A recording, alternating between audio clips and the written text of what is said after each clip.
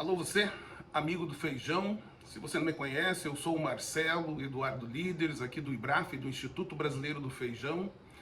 Uma entidade que está completando esse ano 15 anos, fazemos parte da Câmara Setorial, somos cofundadores do Conselho Brasileiro do Feijão, temos um assento na Global Pulse Confederation, a Confederação Mundial, o GPC, Confederação Mundial dos Pulses, né? Lembrando que pulses entram aí os nossos feijões, lentilha, ervilha e grão de bico.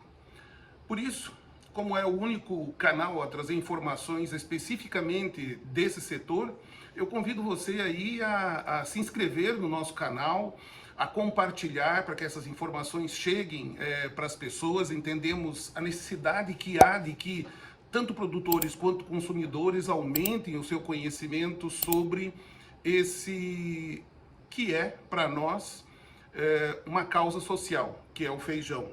Então há necessidade, e se você entende assim, se você faz parte dessa comunidade que está aumentando, de pessoas que pensam sobre esse produto e entendem o impacto que tem na vida do brasileiro, por favor, nos acompanhe, compartilhe, comente, faça suas perguntas, diga sobre o que você quer que a gente aborde aqui, e se tiver ao nosso alcance, nós vamos abordar, vamos trazer as informações para vocês aqui.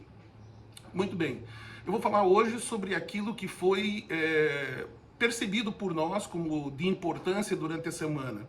Nós abrimos a segunda-feira passada aí nos boletins que nós enviamos para o Clube Premier, que são os produtores que recebem as informações do IBRAF. Abrimos a semana comentando que, em relação ao ano passado, nós temos uma valorização que, dependendo do momento, varia aí de 20, 30 reais em relação ao ano passado. E fiz uma comparação, coloquei naquele texto, né, que de 1º de julho a 30 de setembro do ano passado, os valores tinham oscilado de 190 a 200 reais. E a partir de 1º de setembro, até o fim daquele mês, no ano passado, oscilaram de 230 a 250 reais. O que é importante é que em meados daquele mês, mudaram lentamente para o patamar de 260 reais. E na metade de novembro começaram a acelerar, até bater no início de dezembro 300, 320 reais. Então, o que isso significa? Que o feijão acabou saindo de 45, 46 dólares o ano passado e bateu 60 dólares por saca de 60 quilos em dezembro. Por que a gente comenta isso? Porque aqueles que estão vendendo hoje estão vendendo bem, estão vendendo acima desses valores, acima de 50 dólares hoje quem decide vender. Também aqueles que apostarem e resolverem esperar um pouco para fazer a comercialização, eu acredito que não vão ter prejuízos, pelo contrário, há chance sim de que as cotações fiquem até mesmo melhores. Então, acho interessante que os empacotadores tenham consciência disso, que os supermercados tenham consciência disso, de que não há especulação se os preços subirem a partir de um determinado momento nesse terceiro trimestre. Na terça-feira, nós chamamos a atenção que o feijão carioca com baixa umidade agrava perdas no processamento. Então, por que é que os empacotadores precisam negociar um preço menor no feijão quando tem baixa umidade? Logicamente porque ele vai quebrar, ele vai perder uma boa parte daquele feijão no processamento. E a venda da bandinha, ainda que exista, é uma venda com um valor bem mais baixo. Então, a baixa umidade justifica aí, né, o porquê dos preços ficarem mais baixos. E isso também acaba explicando, aí na quarta-feira acabei comentando sobre isso, acaba explicando o porquê que a gente vê, às vezes, notícias de feijões com preço mais baixo, inclusive chamando atenção que aparece no mercado em algumas situações, e nós temos que procurar verificar isso, procuramos fazer isso aqui no PNF, no Preço Nacional do Feijão, que levamos a vocês, checar se o feijão era realmente nota 8, 8,5 ou 9. Há uma diferença de preço bastante importante. Qual era a peneira desse feijão? qual é a umidade desse feijão, como comentei há pouco, e isso faz bastante diferença. Então, nem tudo que é barato é nota 9, né? Nós temos que tomar esse cuidado. O feijão nota 9 continua tendo aí alguma coisa entre R$ 270 em Minas, talvez um pouquinho mais, um pouquinho menos, mas não um feijão nota 9 valer muito abaixo disso. Pode acontecer de alguma venda ocorrer pela necessidade de caixa que o produtor tem e às vezes porque o produtor não está totalmente informado, ligado no mercado. Por isso que nós temos que convidar a maior quantidade de produtores e de empacotadores a fazerem parte, né, do WhatsApp do IBRAF e ficarem bem informados, trocarem ideias sobre o mercado. Gostaria de comentar com vocês também sobre o que nós pretendemos fazer na semana que vem, o que nós vamos fazer a semana que vem às 17 horas da terça-feira. Nós vamos considerar trazer aí motivos que levam a acreditar que 2022 pode ser um ano realmente com ponto fora da curva dos últimos anos, no que diz respeito à demanda que vai existir dentro do Brasil e no mundo. Olhando a demanda dentro do Brasil, a gente entende que ano eleitoral. A gente vai comentar um pouco sobre a possibilidade desses impactos. E pelo mundo, nós vamos mostrar diversos fatores que mostram que os feijões podem ter uma valorização bastante importante e entregar uma rentabilidade muito interessante para os produtores no próximo ano. Deixei para o final para comentar com vocês um pouco sobre o boletim que nós emitimos hoje. O que nós chamamos a atenção? Chamamos a atenção que durante a semana nós tivemos um evento maravilhoso, um evento técnico que é já consagrado, né, pela Embrapa, administrado pela Embrapa, concebido pela Embrapa e organizado também, muito bem organizado pela Embrapa, que é o CONAF, o Congresso Nacional do Feijão. E tivemos inúmeras palestras aí, eu estive conversando com os agrônomos que assistiram, não perderam nenhuma chance de agregar o conhecimento que foi trazido, valorizaram muito, comentaram que foi realmente consistente o que viram ali. Porém, esse tipo de evento, ele também contribui para que nós possamos evoluir em outros sentidos, ouvir às vezes quais são as razões que levam a determinados pontos de vista que existem, e depois poder ou assimilar esse ponto de vista ou inclusive discutir se aquele ponto de vista realmente contribui para a evolução da cadeia produtiva.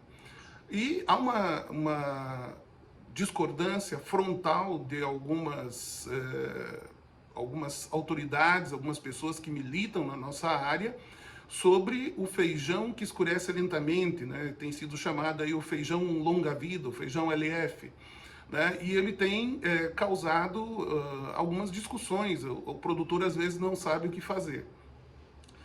Bom, se a gente não tivesse o feijão que escurece lentamente, certamente a gente teria um preço esse ano, entre agosto e setembro, talvez abaixo de R$200 ao produtor, o que iria contribuir de uma certa forma para o consumo, mas nós teríamos agora uma queda de preço tremenda e depois uma evolução.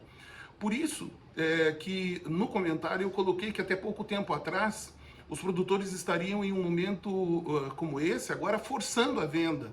Se não fosse o feijão carioca Dama, o Maré, o Polaco, o IAC 2051, o Sabiá, o Agronorte, que são feijões que têm um escurecimento mais lento. A lógica supera, no nosso entendimento, qualquer argumento. Durante décadas, a reclamação era que o feijão carioca oxidava e, com isso, o consumidor o identificava como um feijão velho, né? Todo mundo sabe, um feijão escuro, é velho e tudo mais, vai ter um caldo ruim. Todos perdiam. O consumo, gente, era desestimulado com isso. O produto tinha que colher e vender. Então, vender no preço que tivesse, né? Então, quantas vezes eu citei em matérias que a gente fez aí com Notícias Agrícolas, Canal Rural, Globo Rural, Canal do Boi, enfim, em todas as possibilidades que nós tínhamos, nós comentávamos sobre o fato de que o feijão era como um alface, era uma leguminosa com um comportamento de hortifruti, né? Colheu, vendeu. Muito bem.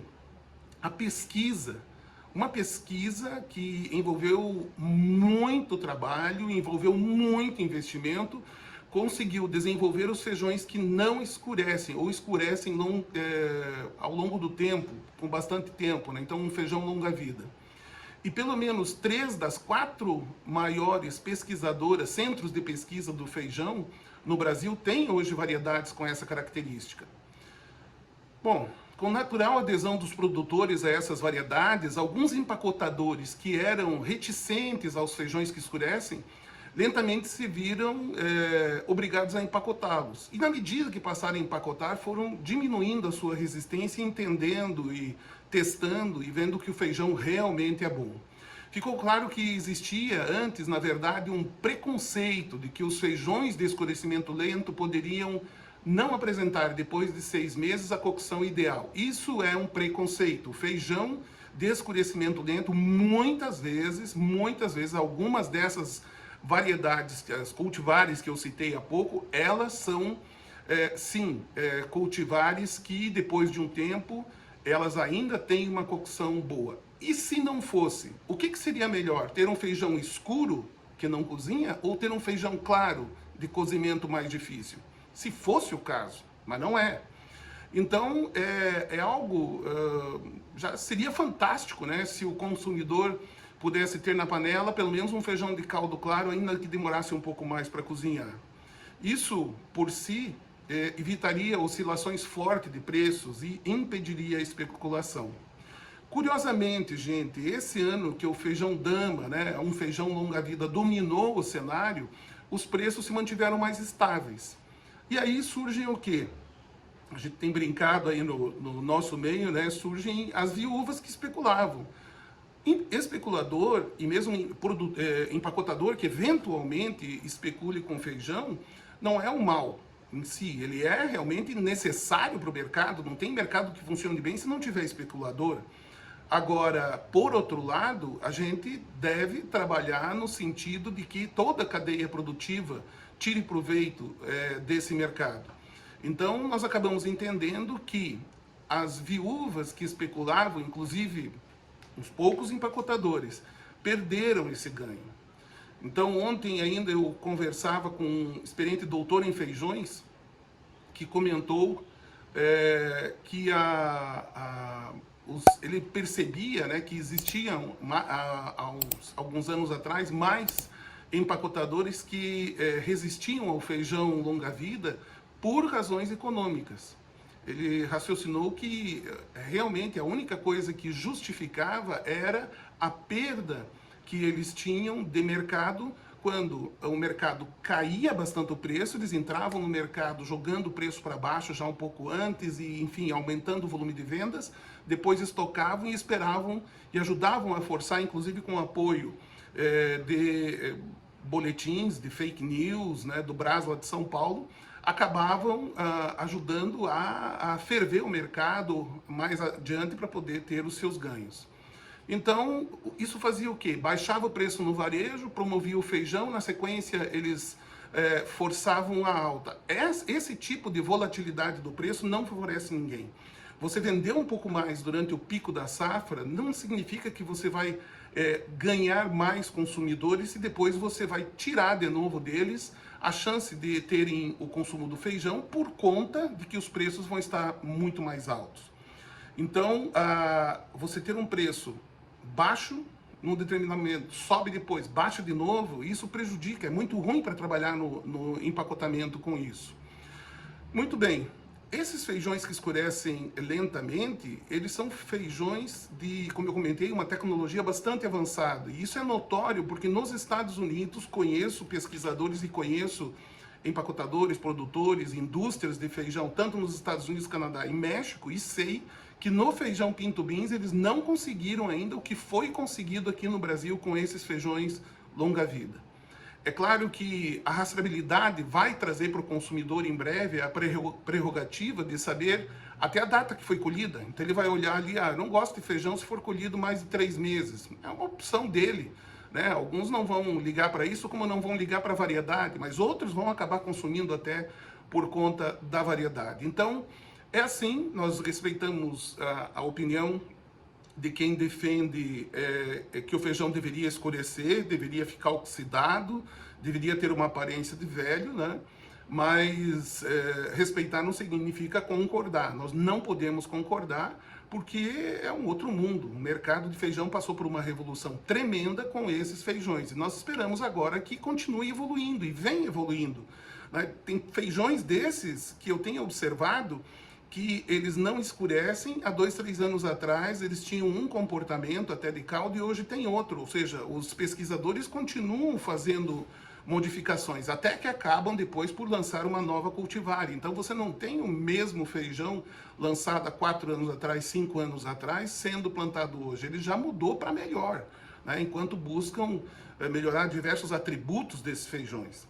É assim, essa cadeia produtiva, ela tem assuntos polêmicos, eu entendo, mas também entendo que a gente tem aí uma grande possibilidade de evolução. Por isso que eu peço para você, se inscreva aqui no canal, compartilhe o que está vendo aqui, comente aqui nos comentários. Se você discorda, coloque que você está discordando, né? Dentro do que manda a boa educação, nós vamos trocar ideias sobre isso, vamos colocar os nossos pontos de vista, que só assim é que a gente chega a uma evolução. Lembrando sempre, não existe dono da verdade, né? Existe um eterno aprendizado por parte de todos nós, não importa se eu tenho 30 anos no mercado ou não, eu estou aqui para aprender também a cada dia.